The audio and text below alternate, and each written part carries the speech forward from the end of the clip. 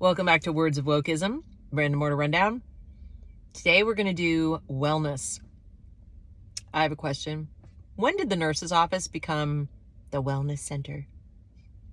And when did the wellness center become a place where anything and everything that doesn't have to do with academics gets talked about inside the school? Inside the school. Especially mental health. Mental health.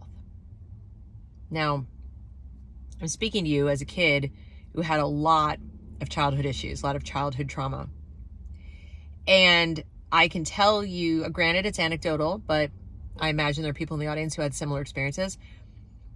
For me, as much as I hated school in many respects, school not being a place that focused on the garbage going on in my life was a good thing.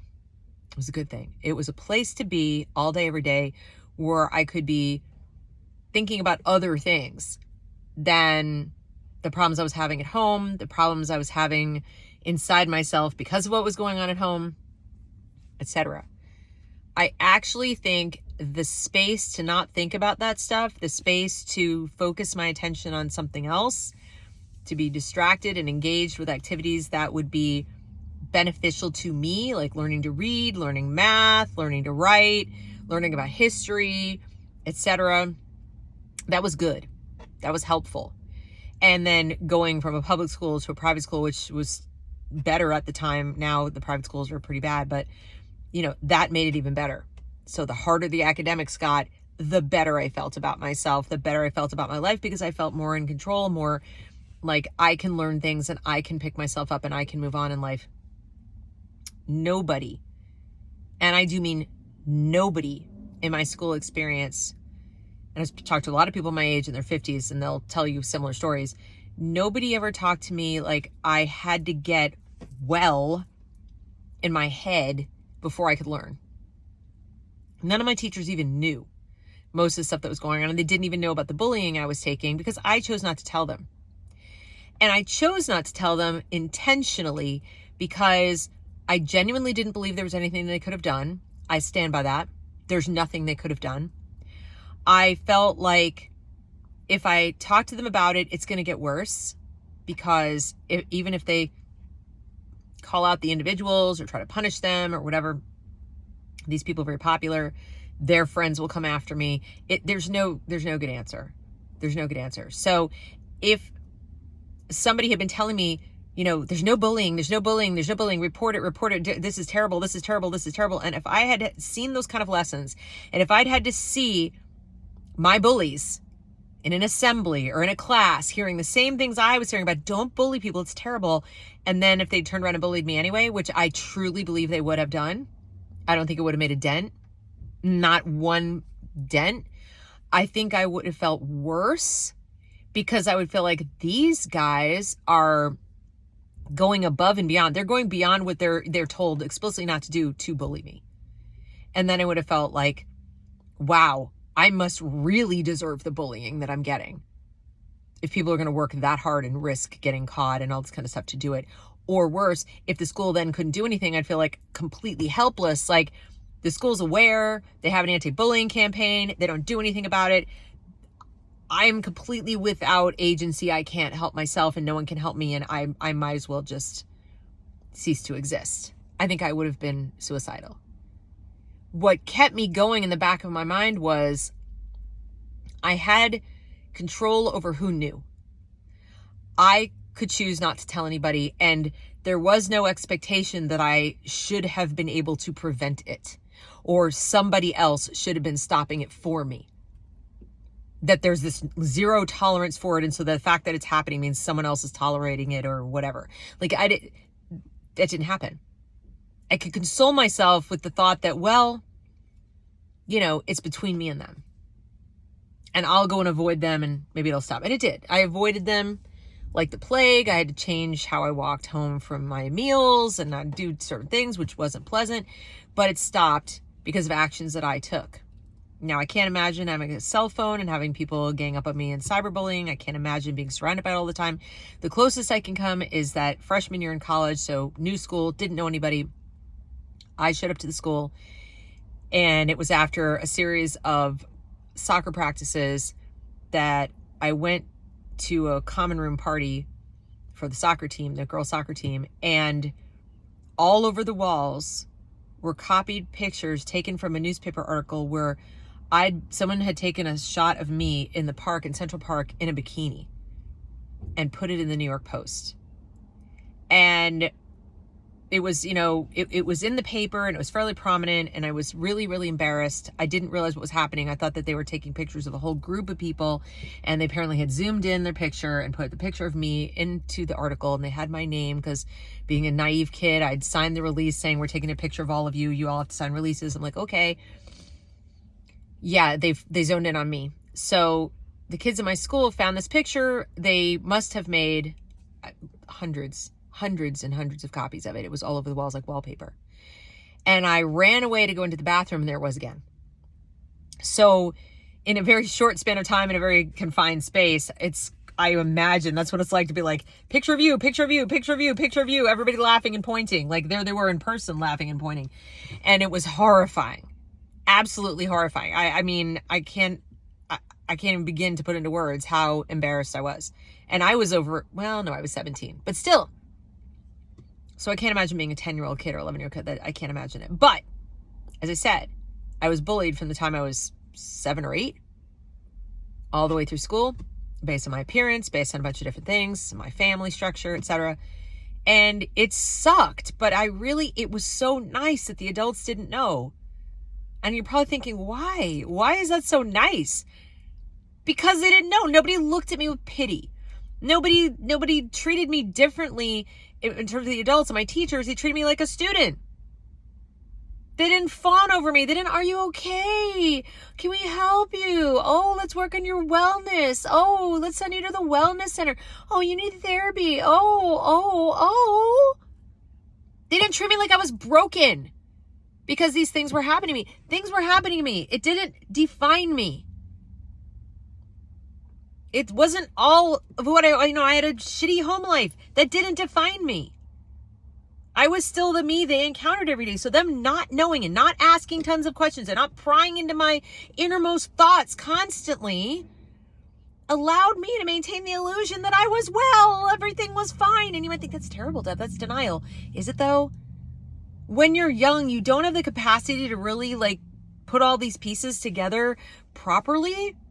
So while it does cause you to sort of push aside some trauma for the time being, it also helps you push aside some trauma for the time being so you can get things done. Get through school and get good grades and feel good about yourself that you're capable of doing that. Feel good about yourself that you're actually learning things that help you grow.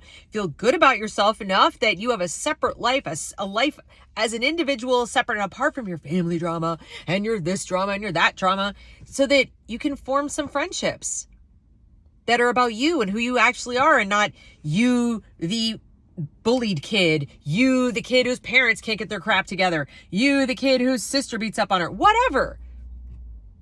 I wasn't a hyphenated me. I was just me. So my sense of well-being wasn't coming from a wellness center. And the only time I went to the nurse is if I felt like I was going to puke or did puke. If I had something actually physically wrong with me and I needed to go home. Or I fell down and got bloody and something, I hurt myself. That's it. I can probably count on one hand the number of times I went to the nurse's office in my entire 13-year career of school.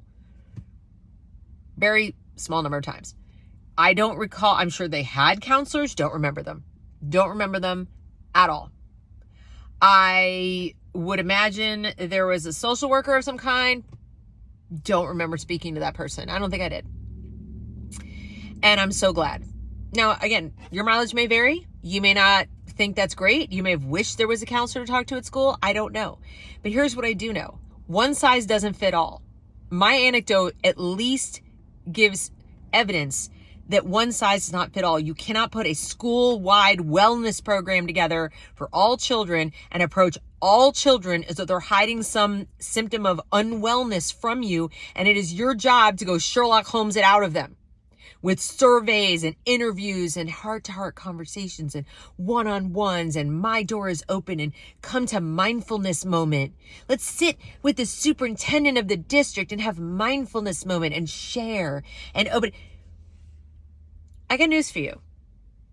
Oversharing is a negative for good reason. It's not good for either party. It's not good for the party doing the oversharing, and it's not good for the people on the receiving end of the oversharing. It creates a lot of weirdness. Okay? So switching from, the nurse's office or the health center to the wellness center where we have a meditation space and a reflection room and all these things, in my opinion, is sending a message to kids that they're the opposite of well. They're all unwell. They just don't know what kind of unwell yet until somebody in the wellness center tells them how unwell they are.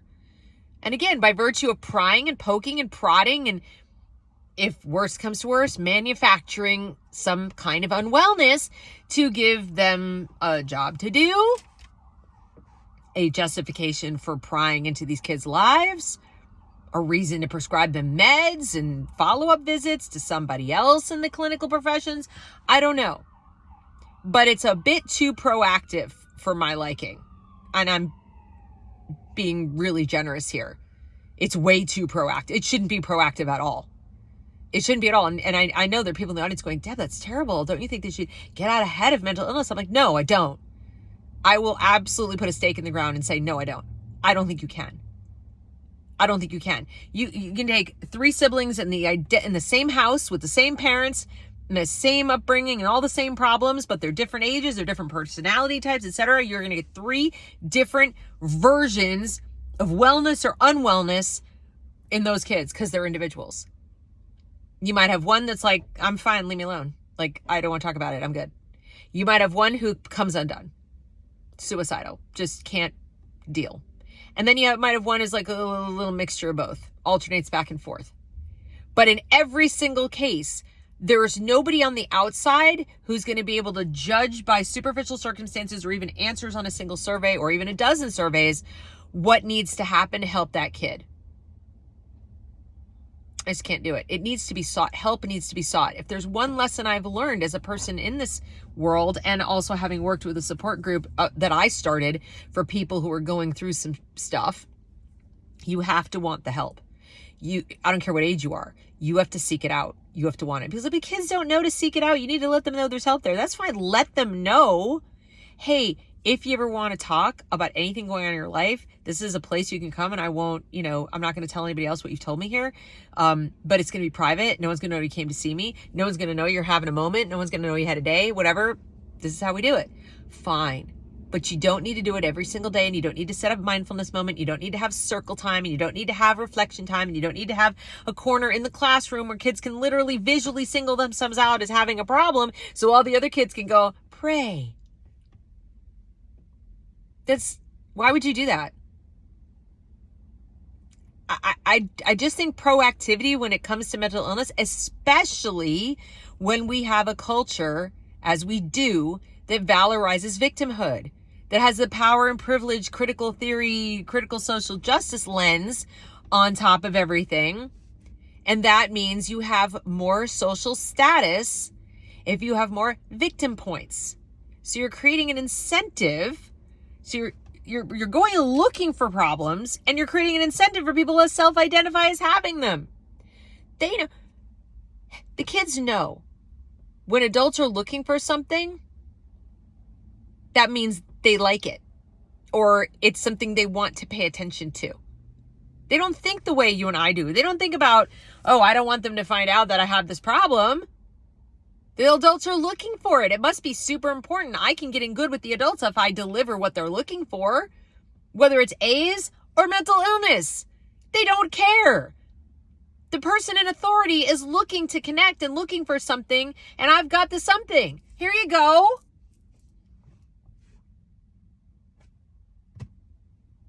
I'm serious. And you're probably watching this saying, Deb, it doesn't work like that. Doesn't it though? Think back to your own time in school. You don't go looking for bad behavior. You don't go looking for victim status. You don't go looking for problems. You will find them. You'll find them because they will show up to meet the demand. If you approach kids like they're fine, everything's good, etc., you don't go looking for problems, chances are that's what you'll get. Even amongst the kids who are actually having a legit problem. And like I said, I know you're probably saying, but Deb, and then wouldn't you have preferred? No, I wouldn't. And I bet there are a lot of people out there just like me. But there are a lot of kids out there who just don't want anyone butting into their business. They just want to go to school, get school done, and go home. They don't want to have these conversations. And the fact that you're pressing them to have these conversations is creating a struggle inside of them.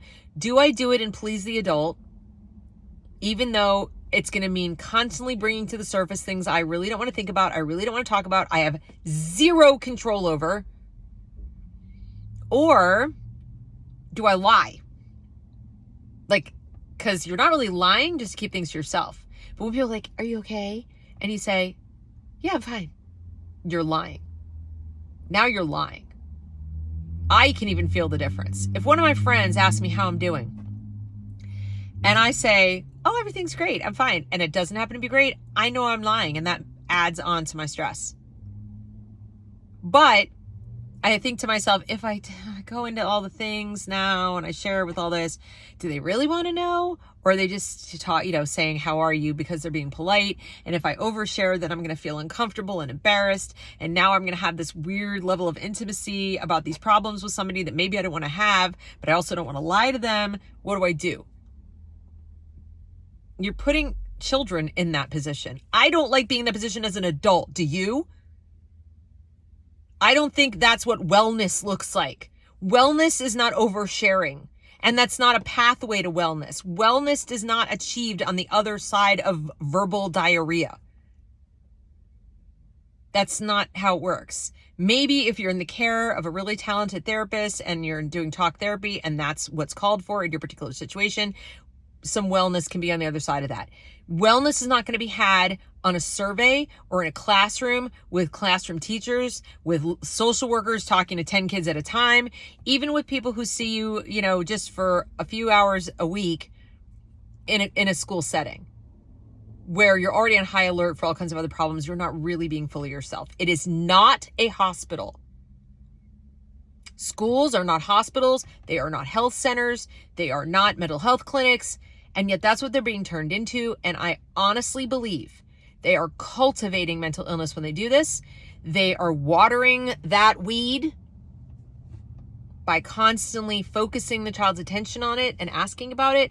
And I think it is very damaging. I don't think it creates wellness. I think it creates sickness, soul sickness, the kind of sickness that comes from either having a problem and having to talk about it all the time and never being able to escape, or feeling like you have to manufacture a problem so that you are valid, so that you are not invisible, so that you're not deemed unwell because you're too private, or you're not willing to overshare or have conversations with people about what's going on in your innermost thoughts.